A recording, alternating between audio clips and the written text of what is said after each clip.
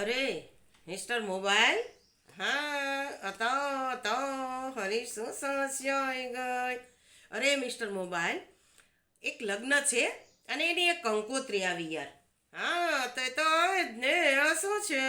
અરે પણ સાંભળો તો ખરી યાર, એ કંકોત્રીમાં એવું લખ્યું છે, નોંધ એમ કરીને લખ્યું છે કે આપની ઉપસ્થિતિ એ અમારી માટે અમૂલ્ય ભેટ છે. હા હરર છે ને, હરર છે ને.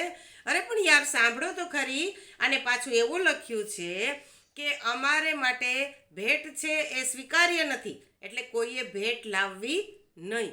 હવે મારે આમાં સમજવું શું? મારે ત્યાં લગ્નમાં ઉપસ્થિત રહેવું કે ન રહેવું એ મને સમજાતું નથી.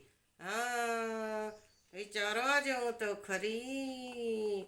જો એ ઓલવા માટે એટલે કે નોંધ લખવા માટે સ્વતંત્ર છે, પણ તમારે એણે લખેલી નોંધનો શું અર્થ કાઢો એના માટે તમે સ્વતંત્ર છો.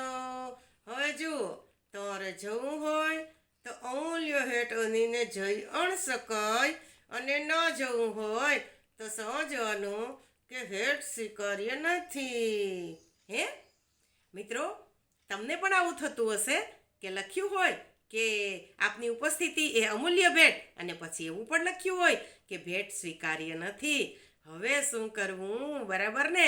પણ મિસ્ટર મોબાઈલે મસ્ત આપણને ઉપાય આપી દીધો કે નોંધ લખવા માટે એ સ્વતંત્ર અને એનો મિનિંગ કાઢવા માટે આપણે સ્વતંત્ર. તો ચાલો આપણે આપણી જાતે મિનિંગ કાઢીને દુઃખી થતા રહીએ. બરાબર છે ને? હા, મિનિંગ કાઢો તો જિંદગી આખી હરી નાખી, પણ જિંદગીનો ઇનિંગ કોઈ સમજ્યા નહીં ને, એટલે દુઃખી થાવ છો દુઃખી. હે ઓહો હો, કેવડું મોટું તત્વજ્ઞાન